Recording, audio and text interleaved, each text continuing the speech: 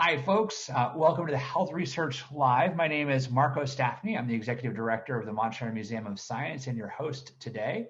Our program is produced and organized by the Montshire Museum of Science, the Public Health Council of the Upper Valley, the Dartmouth Hitchcock Norris Cotton Cancer Center, and Dartmouth Hitchcock Population Health. Health Research Live is a program series that features community and regional scientific research about public health. But what exactly does the term public health mean? Today, Aurora Drew from the Dartmouth Institute for Health Policy and Clinical Practice and Alice Eli from the Public Health Council of the Upper Valley will examine public health from both a world and local level. Furthermore, they'll discuss how the COVID-19 pandemic has impacted public health efforts in our community. Aurora, if you wouldn't mind advancing the next slide. So how exactly does it work? Health Research Live is a program in which each presenter will talk for about 15 minutes. Then we'll be breaking up into individual Zoom rooms so that you can have smaller group discussions about what we've heard for about 10 minutes. Then we'll come back to a broader Q&A that we'll host through the chat feature. And without further ado, I'm going to hand it over to Aurora and Alice. Take it away. Hi, everybody. I'm Aurora Drew, and I'm happy to be here today. Thank you very much for the invitation to talk about this. So both Alice and I are going to be talking today. I'm going to start with sort of more general talk about public health, and I have a bunch of audience interaction planned. So if you've got a phone that texts, you may find that handy to have. You also can interact online, and then we'll also do a little interaction in the chat as well. We're gonna jump right into this thing. Thank you very much for joining us. All right, so we're gonna jump right in with a poll, and hopefully you can see this poll online. We're sort of pushing technology to its limits here. The instructions for responding are in your chat as well. So the question for you is, what is public health to you? And you can respond, and we'll start seeing your responses as soon as you start typing us anything. You can respond on the web at pollev.com/AD97 or by texting AD97 to 37607, and then you can text your message. And I encourage you to submit multiple answers because, as we know, public health is not one thing. So please submit multiple answers. And if you see something on the screen that you think, oh yeah, I agree with that, feel free to type that word again, and you'll notice it will get bigger as you type more responses. And I'm just going to pause here for a minute or so to give people a chance to text things that you think of when you think of public health.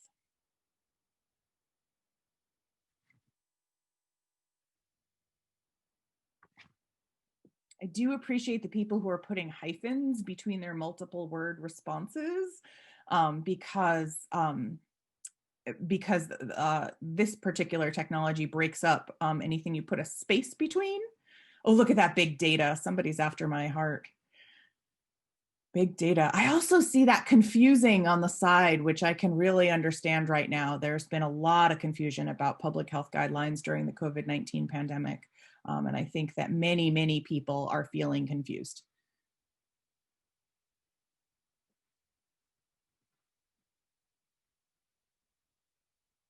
Interesting. Press conferences. I'm seeing COVID-19 tracking. Yes, that's brought a lot of people's attention to public health.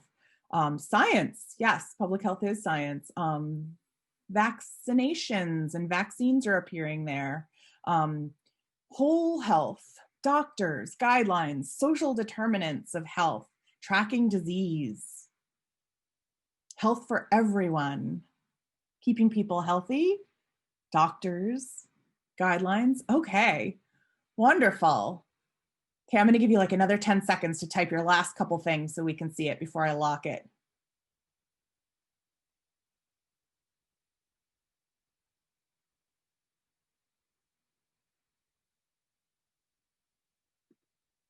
All right, I'm locking it right now. So, oh, look at that. Policy has gotten really big. Data, science, community, and a confusing got even bigger. I think other people are feeling confused as well. All right, this is really this is a great combination of things that all are related to public health. I see grassroots on the side as well. Okay, now I'm going to advance to what the CDC says are the 10 essential public health services. And these were just updated in September 2020. So if you've ever seen these before, they might look a little different than you did the last time you saw them. So they are 10 services that fall in general buckets of assessment, policy development, and assurance. You can see those words around the outside of this pinwheel here, this very colorful pinwheel. Under assessment, we see assess and monitor population health. That is the data, the big data word, I think that many of you typed in. We also see investigate, diagnose, and address health hazards and root causes. And then under policy development, policy was a big word on our word cloud. Using communicate effectively to inform and educate. And it's possible we're not doing that well enough right now, and hence the confusion we're seeing in our word cloud, right? Strengthening, supporting, and mobilizing communities and partnerships. Alice will be talking a bit more about that in her segment. Creating, champion and implement policy law plans and laws. Those are all really important public health services. Utilizing legal and regulatory actions. And then in the assurance section, there's 4 other things: building and maintaining a strong organizational infrastructure for public health, improving and innovating through evaluation, research, and quality improvement. That includes lots more data, also probably related to your data segment on the word cloud, building a skilled and diverse workforce, enabling equitable access. And then you'll also notice in this pinwheel right at the center is this idea of equity. Equity is something we think about a lot in public health from many different perspectives of equity.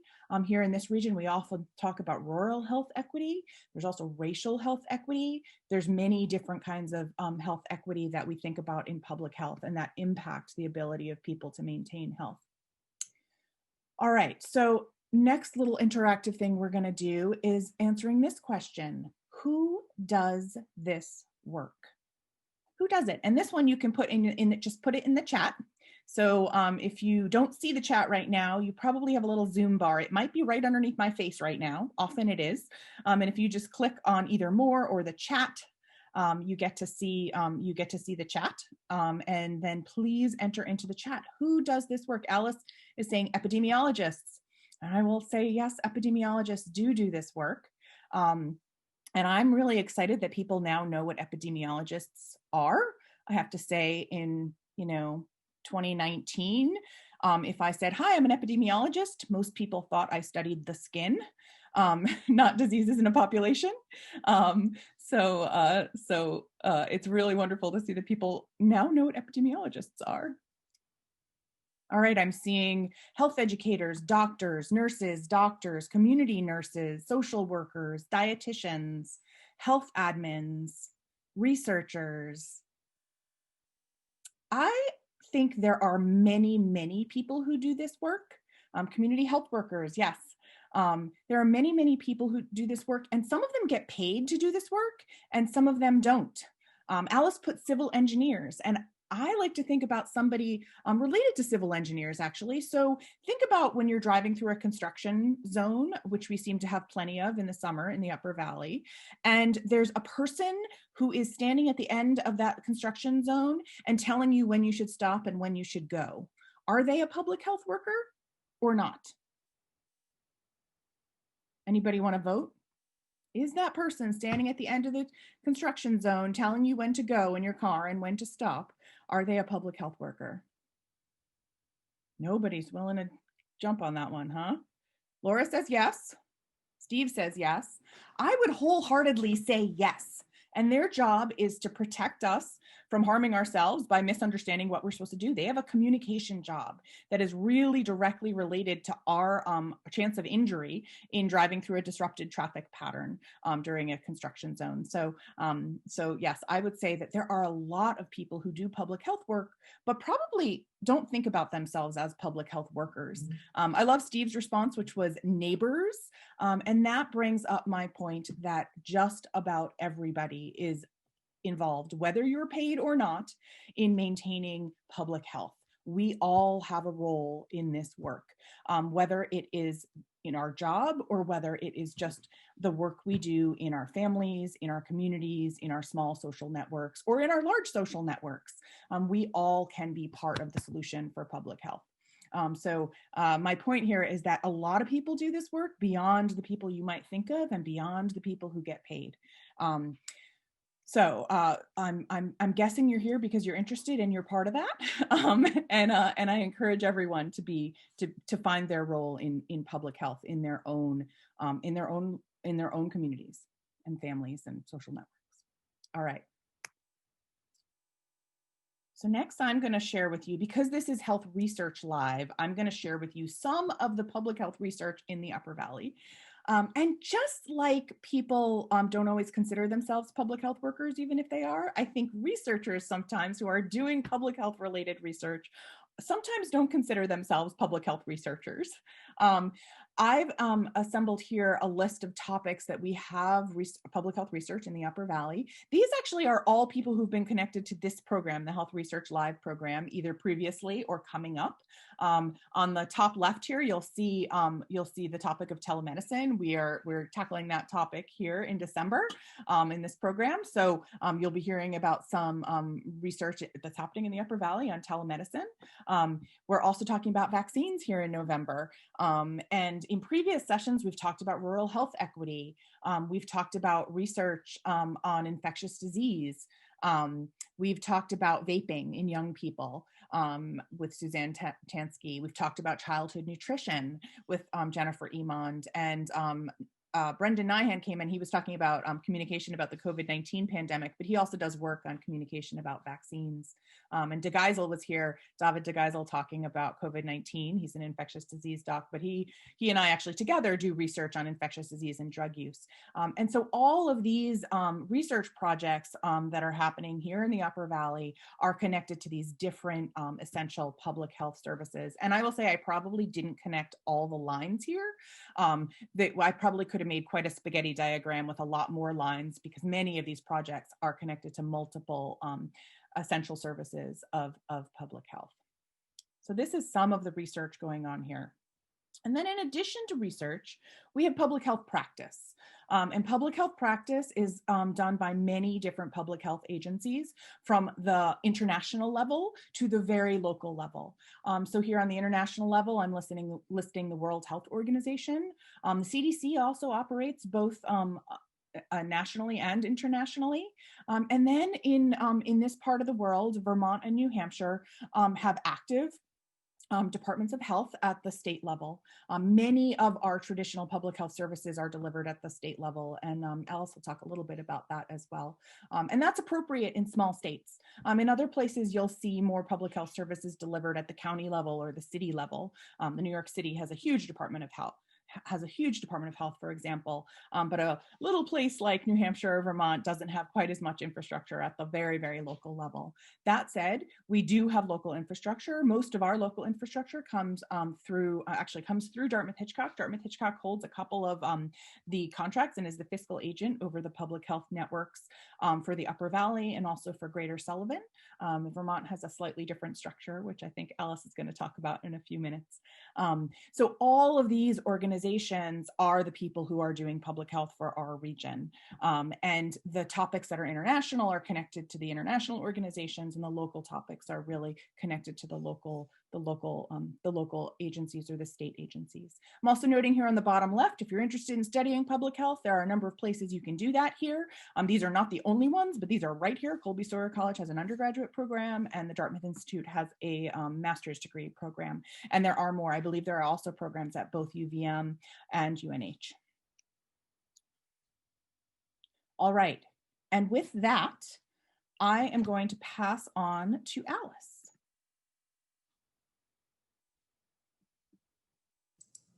Thank you, Aurora, and thanks all of you for coming today to share in this information and learn a little bit about what goes on in public health around here.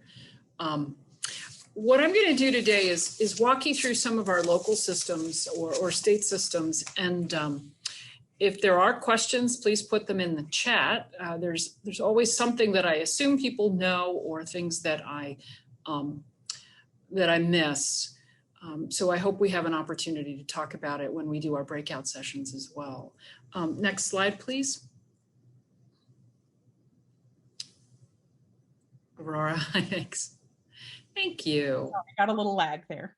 Not a problem. So again, my name is Alice Ely, and I'm Director for the Public Health Council of the Upper Valley.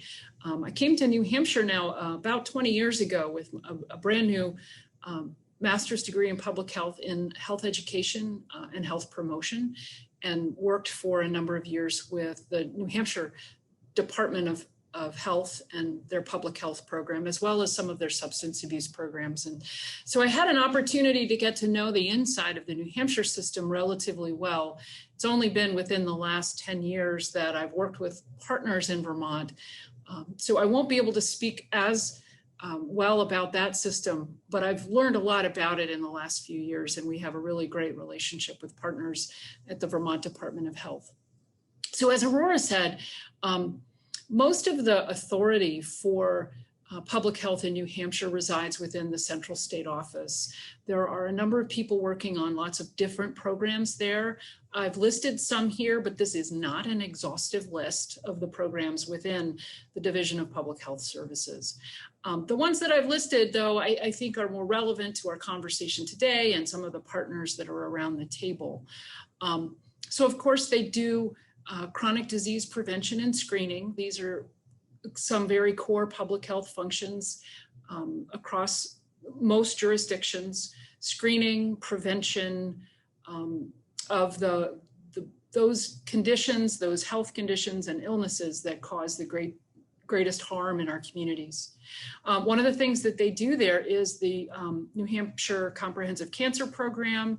They do colorectal screening programs and mammography programs, particularly programs that ensure that low income and uninsured people have access to these screenings when they aren't able to get them from other places.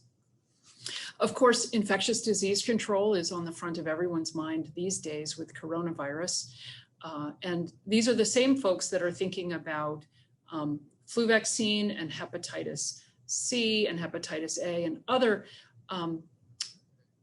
conditions that spread very quickly in our communities if somebody's not paying attention. I think these are the folks that are doing a tremendous amount of work right now with COVID-19 testing and contact tracing. They are very, very busy, and that is true in both states. The immunization program spends a lot of time trying to make sure that children and adults get the vaccines that they need. And these are all the childhood vaccines that many of us think about, the MMR, but also the annual seasonal flu vaccines. And today, of course, I'm in Bradford, Vermont, trying to set up one of our community-based drive-through flu vaccine clinics because the demand for these is very high this year, which we're all very happy about. Reducing the amount of flu that we get this year is definitely one of the strategies that we want to put in place to keep people out of the hospital, keep people well, and reduce the confusion between illnesses that are flu-related and illnesses that are COVID-related. Some of the other programs here, I don't need to go into them, but when you see things that are noted in the slides in sort of a off blue color, those are the things that really have more local connection, where that work is really supported by a lot of local organizations and local efforts and local coalitions. So I'll talk a little bit more about those in a little bit. Vermont does, of course, have a lot of this authority at the state level, but they've also pushed a great deal of their program work out to district offices around the state. And each of those district offices runs a number of direct programs like the Women and Infants and Children's Nutritional Support Program, otherwise known as WIC. They have folks within their district offices that do contact tracing for infectious disease. And that includes, and over the years, I've talked with colleagues who have said, oh, you know, I'm doing some E. coli investigations this week, or I'm doing some salmonella investigations. And so that work happens at the district office level in many cases. And those folks are also available and very, very involved in the work we're doing right now around COVID-19. The district offices are also very involved in local collaborations, and I will talk about more of that in a moment. On the next slide, please. I do want to circle back again, though, because The regional public health networks that Aurora described in New Hampshire are connected to the New Hampshire Division of Public Health Services.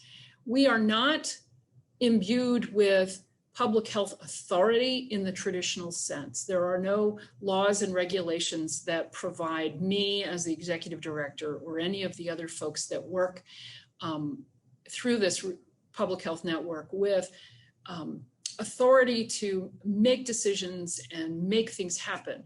But we do provide a tremendous amount of support to those folks at the local level who do have that authority. And we are an important conduit of information between the state and our local partners.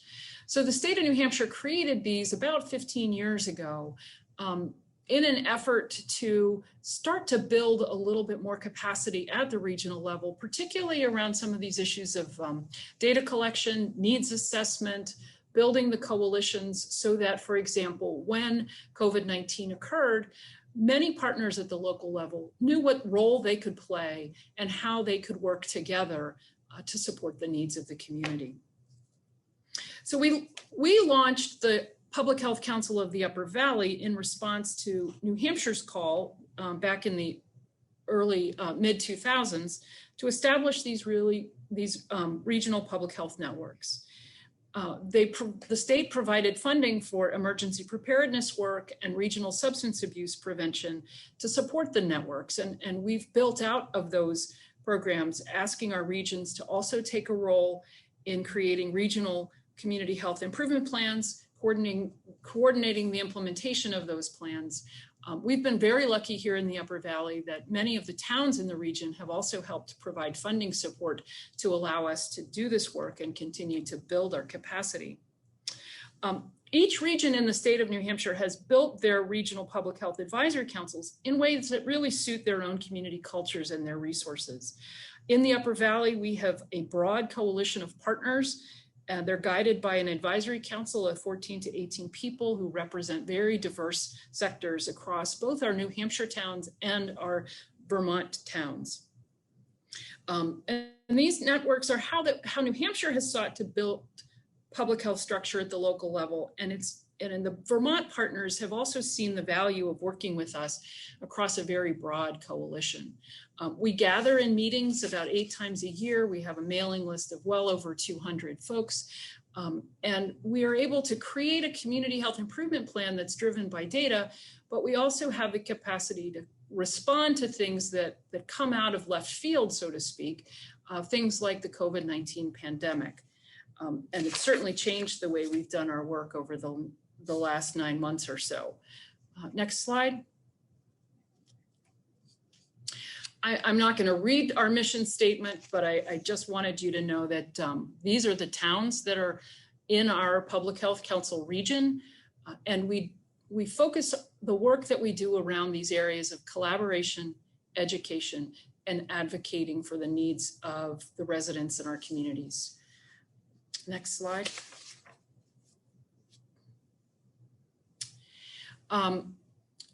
What we've been doing during the pandemic, and this is where I'm going to tell you about these efforts over the last 9 months.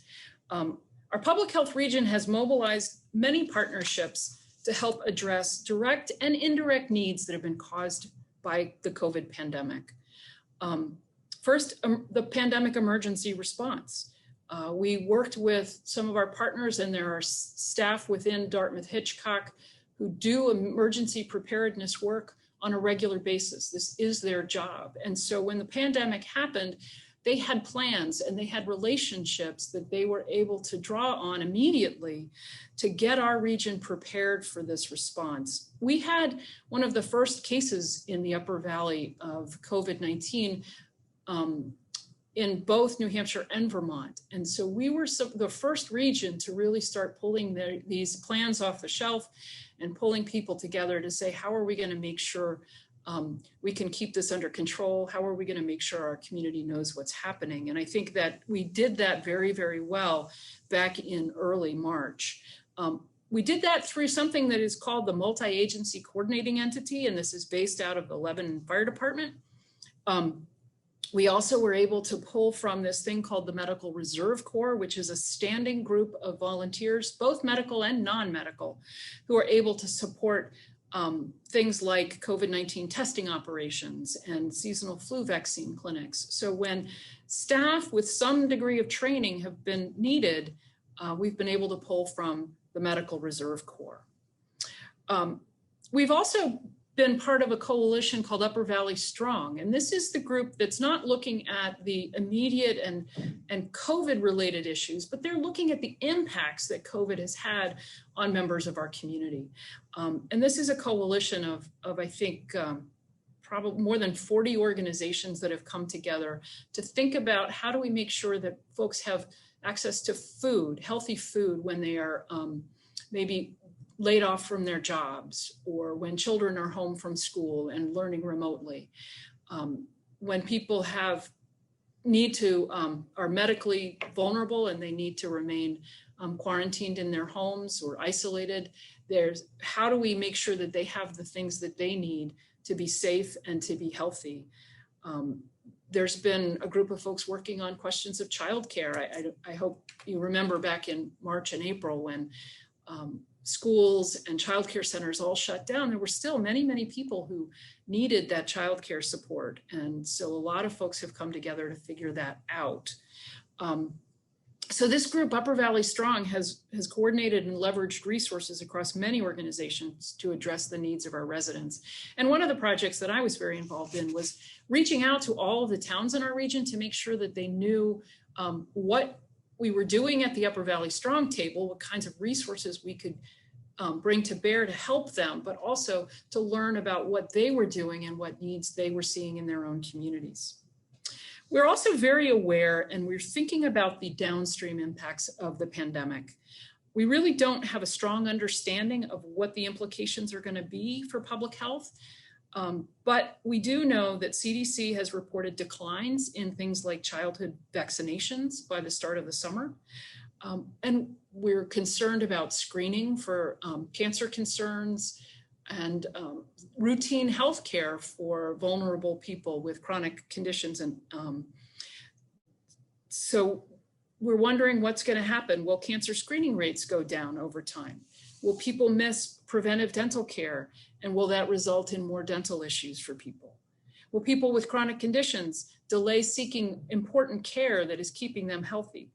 These are the types of implications that folks who work on public health are thinking about now, and finding ways to message to our communities that it's safe to go to the doctor to get a screening, that it is safe to go to the dentist to get your teeth cleaned or to take care of whatever conditions you have. The messaging is important, and we know that this is going to be a long-term effort to make sure that people are doing the things that they need to do and feel confident that they can do those things, even while this pandemic continues and begins to wane, we hope, within the next 6 to 9 months. And back to you, Marcos, I think.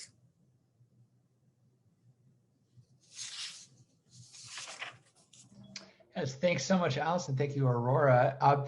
Because we're such a small group today, we're going to actually forego our small group conversations and just open it up to the larger group today to just go right into the Q&A. 2 questions that we had thought about for everybody to discuss that we can do in a large group right now, which Laura has put into the chat for everybody. Where do you see public health in our community, and where do you think there are gaps in public health services in your community? So I'm going to turn it to start the questions to Alice and Aurora first. And if anybody has additional questions, please put them in the chat and we can help moderate that and get those questions directly to Alice or Aurora. But I'll ask the first question, which is through both of your experiences, Alice and Aurora, where do you think that there are gaps in public health service in our community? You've given us a broad range, but maybe what are the most important gaps that we need to face right now? Alice, you want to start? Sure. I think the fact that we have such a robust coalition, we have so many organizations that are working together, that we're very, very lucky. But one of the gaps is that question of authority. Who has the the responsibility and the legislative authority to take a lead role, particularly on the New Hampshire side of the river. There's the Vermont side, of course, has the district office for the Vermont Department of Health, and they're the ones that sort of step up and take the lead. And unfortunately, on the Vermont side of the river, we don't have that. It's not caused huge problems for us at this point, but I think that there have definitely been examples, COVID being one of them, where a greater authority would have made it a little bit easier to rally the troops early on and to be really clear in our relationship with the state of New Hampshire about what we were seeing and what we needed.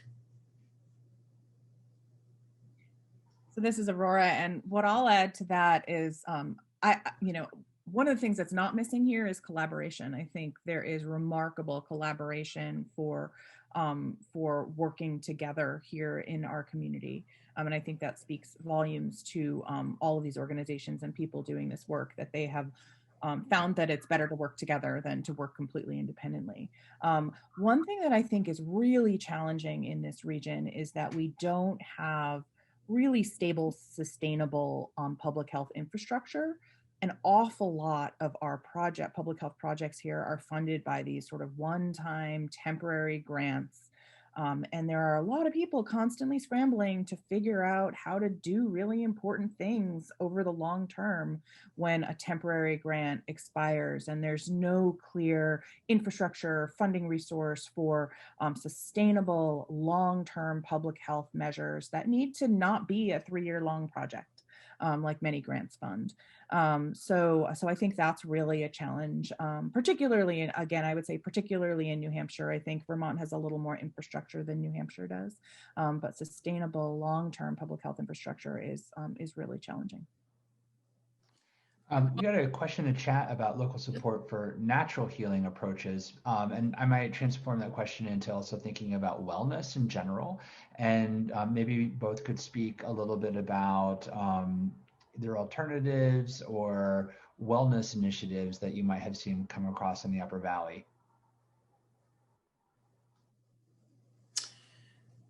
It's actually it's a good point to bring up. As Aurora pointed out, without the infrastructure and without the consistent funding, many of the wellness projects that happen on short-term basis. And then when that funding is out, they go away. And so other than being involved in an organization that over the years has had some funding, for instance, to do tobacco prevention work in schools or substance misuse prevention work with kids, we don't have a lot of support for sort of fundamental wellness. There was for a number of years a coalition called Healthy Eating and Active Living that was again funded through the state of New Hampshire. And when that funding ended, it went away. Now, during the period of time that it was there, they created opportunities, for instance, for restaurants, particularly the more local restaurants, to highlight on their menus the healthier options. So they worked very hard to promote the idea that the healthy choices should be the easy choices for people. I know that we've got local work on things like the Mascoma Greenway, which I would put into the category of wellness promotion, creating opportunities for people to get exercise, to get outside in ways where there are no barriers, let's say for expense, there's no membership required. So there are a lot of things that happen around wellness, but they don't generally happen in a sort of broad coordinated way under one umbrella, pushed out for everyone throughout our region. Again, that's one of the gaps that we have. And I would ask Connie if there's more to her comment about natural healing approaches, to sort of what is it that she thinks that the public health structure within the state or the region could do to provide that kind of local support? What would that look like if it were happening? And while I'm asking you to do that, yep, go ahead. Oh, I tend to focus on naturopaths or homeopaths, that kind of medical approach to healing. So, and there really isn't much in this area. Just any natural focus on healing. What would local support look like, Connie? Oh, I don't know. Availability of those kind of doctors would be nice. And places to get, say, herbs or homeopathic remedies, that kind of a product is not around here anywhere. Okay, all right, thank you. Another gap that I would want to suggest, and it's less a gap than it is a challenge. What the work we do really needs to be driven by the data. The priorities that we select need to be things that we see creating challenges for folks within our own communities. Data is very, very important. The state of Vermont does a really good job of collecting a lot of data. The state of New Hampshire does a pretty decent job of collecting a lot of data. But one of the challenges that we have constantly is they're not collecting the same data, or they're not collecting it in exactly the same way. And so it's very difficult for us to say, well, this particular thing is happening in Grafton County and Orange County, and we can compare the data, because it's often just different enough that we can't say anything really definitive about what's happening across the state border. And it makes it much more challenging for us to figure out exactly what the issues are that we want to address and how we'll know if we're actually making a difference. Data, of course, is the thing that Aurora does a lot of work with. And so I'm sure she has much more to say about that topic. Yeah, I would say I think there's a lot of data available, and both the state of Vermont and the state of New Hampshire have done a remarkable job, especially during COVID-19, of putting a lot of publicly available data on fairly intuitive websites most of the time. Occasionally, they don't work perfectly. Occasionally, there's a little more of a lag than we'd want. But I have to say the data transparency during this time has been really strong in both of our states. And I think improving about many different topics, as both states put lots of interesting health information online. Again, like Alice said, it can be challenging to compare across different geographic regions, where they may be collecting data just slightly differently enough that you can't compare across state lines or across county lines or across even school district lines sometimes when some data is collected differently. Great, thank you both. Since we don't seem to have any other questions in the chat, I do know that there is another slide on here if we wanted to speak to that.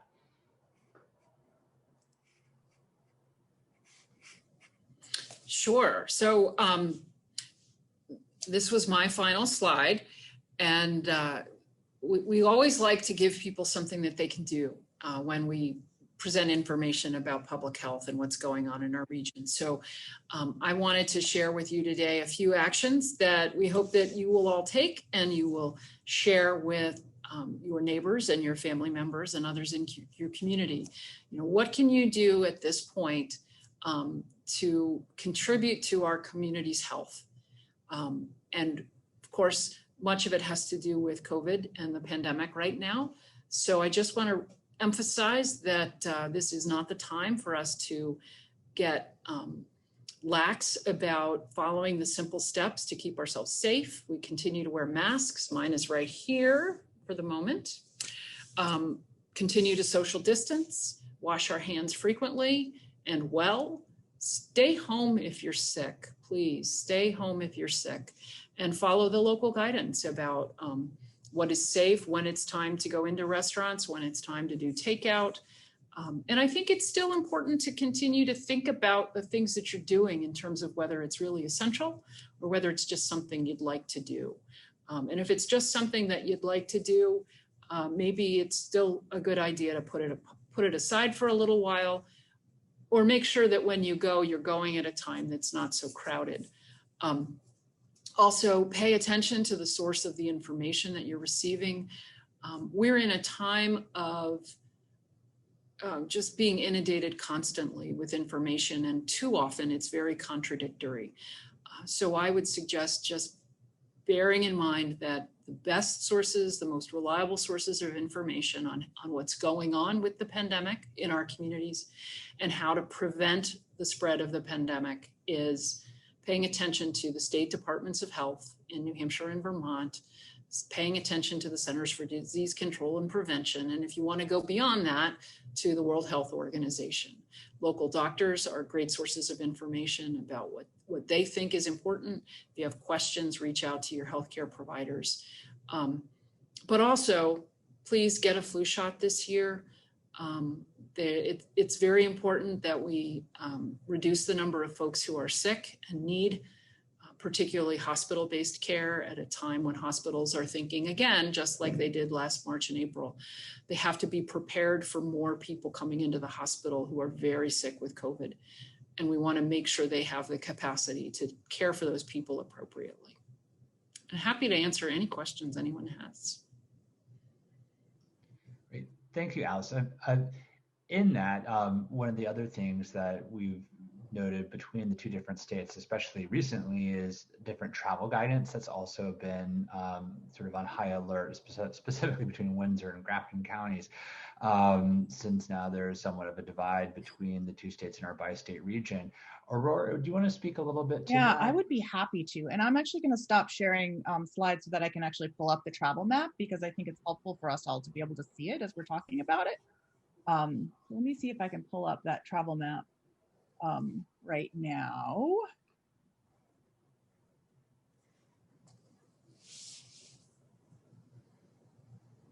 All right, so this is the Vermont cross-state travel map. And I don't know how many of you have seen this before, but Vermont's been putting this out, I think, since about June. And it shows Vermont in the blue here. And then it also shows all the counties in the Northeast US and how many approximate current COVID cases the Vermont Department of Health is estimating in each of those counties. And what happened last week that was big news for the Upper Valley is Grafton County turned yellow on this map. And that is really confusing to the Upper Valley. Because suddenly this region that is bi-state, that people are border crossing all the time, our Grafton County, which is a pretty big county, suddenly is in this yellow section of the travel map, which means that Vermont is asking people who are going to Grafton County for non-essential purposes to take extra measures to prevent from bringing COVID-19 into Vermont. And those extra measures that the state of Vermont is asking is specifically a quarantine. And in Vermont, it's you have the option of doing a 14-day quarantine or a 7-day quarantine with a COVID test.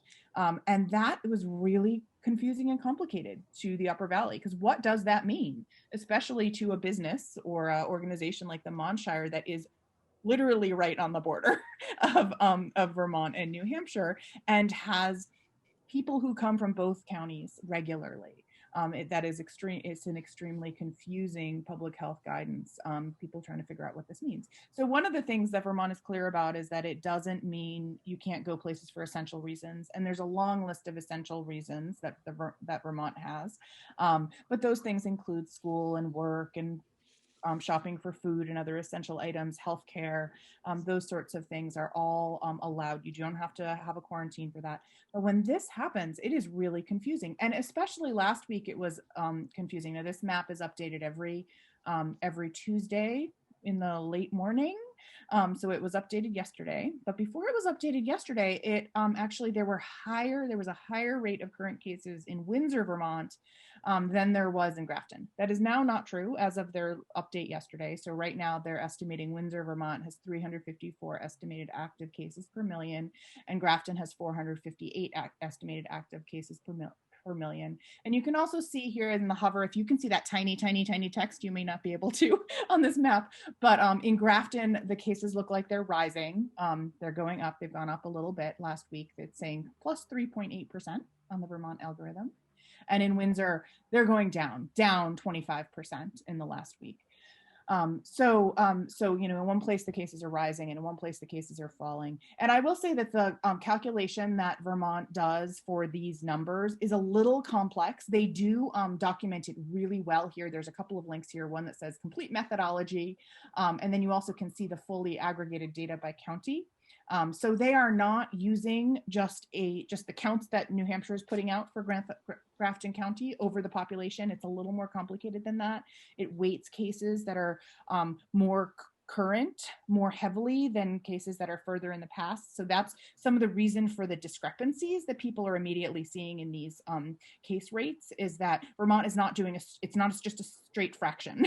The other thing that is pretty confusing to people about this is the idea of using cases per million in this tiny little rural area. I think that really confuses people because there aren't even 1 million people in Vermont, right? And so expressing this number in cases per million confuses people a little bit, quite understandably. I will say the per million just doesn't matter at all. You could express it, per 1,000, per 10,000, per 100,000, you would have the same results. What Vermont did do is choose this weird threshold of 400 cases per million as the threshold. And they did this way back in Vermont, way back in, I think, June, where they chose that threshold as that's the threshold where we think there's more COVID in that place than there is in Vermont overall. And so we're going to ask people to take extra measures, and specifically to quarantine. And so this wasn't really an issue for our region because none of our counties in this region had cases that were above that threshold until just recently. And as we crossed the threshold in Grafton County, according to Vermont's calculations last week, I think it's caused quite a bit of confusion. And I'm happy to answer questions about whatever confusion people here are having about it, to the best of my ability. Or we don't seem to have any questions coming in the chat just now, but I would say from a larger public health perspective, what would help in making there be less confusion? It would be, yes, if all of the states are feasibly aligned, but I think one of the confusing things with all of our bordering states is that Massachusetts, New Hampshire, Vermont, and New York and Maine have different guidelines. Totally different. Yes, each of these states is doing it differently. Some people would argue for some national guidance on this, right? That it would be helpful if the CDC came out with some national travel guidance. And the CDC does have some guidance, but it by and large says rely on your local public health agencies. That's what most of it says. It says be careful. Here are steps you can take to prevent yourself or others from being from getting COVID-19, but listen to your local health authorities, right? And so that's by and large what the CDC guidance says. So would it be helpful on a national level for there to be some clear national guidance? I think it would make it less confusing for states, right?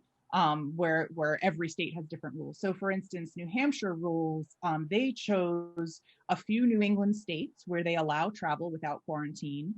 And they haven't, as far as I know, I don't think they've changed them in that time, sort of regardless of what was happening.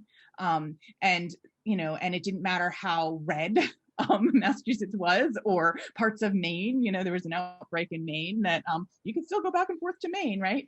And I think that's challenging. Some of these decisions are arbitrary. Some of them do need to change over time. And then I think that I can see that Steve's comment, what's also confusing is that some are adhering to guidelines and some aren't. So individuals and businesses and organizations are all, responding to these guidelines differently. And that can be really challenging. You see in your world, you see people wearing masks and not masks. You see people traveling like crazy and gathering and posting pictures on Facebook of big parties, right? You see that happening, and you also see people who are not doing that. And so it can be really, it can be really, really confusing. And then there are these very specific micro decisions that people need to make of, like, do I send my kid to the event they were supposed to go to that's just over the state border on Friday? Right? Can I send my kid? Are they still allowed to go? Right? All of those things get to be really, really confusing. And I think in the last 10 days, it's really come home here in a way that it hadn't been previously. You know, from a public health perspective, and I'm just thinking selfishly about Norwich and Hanover, which as the Montshire sits, 0.8 of a mile from the border of New Hampshire, and the Connecticut River runs through us, so owned by New Hampshire. So and we're not the only. They share a school Right, district. we're one of 3, bi-state school districts with the Dresden School District. What are the chances of larger spread, between these, for example, Norwich and Hanover, or West Lebanon and Hartford? Is it all make believe in between these towns that there's a higher rate between one or the other, since employees are still allowed to go back and forth? You can still go back and forth according to the victims to get food, since not that we have food scarcity in Windsor, but like there are more affordable options in Lebanon, so many people have to make those choices. So in that, it is almost what are those chances of larger spread going back and forth? I don't, not to put you on the spot, or if you Sure. can So answer you're that asking, question. do you think the real risk that Right. people could spread? I mean, I think first of all, nothing we do is without any risk, right? So, and people have very different perceptions of what risk they can tolerate. So is there a real risk of going from a lower COVID prevalence place to a higher COVID prevalence place? Yes. I would say yes. That's a real risk. What you're doing, what you're doing in those 2 different places, by and large, you could do very high risk activities in Windsor, right? Within the Vermont borders, or you could do very low risk activities in Grafton County, right? And so the individual risk you experience probably has more to do with what individual things you are doing than what place you're in right now. Right. All right. Any other further statements? We have a few moments left before we end for the day. Anything else you'd like to contribute? Okay. Thank you, Alice and Aurora, so much for your knowledge and for your expertise, and for sharing all this information about public health. Thank you to all of our participants today. In the chat section, I just put up a program evaluation. We always love to get feedback about these programs and what more we might be able to do out into the future.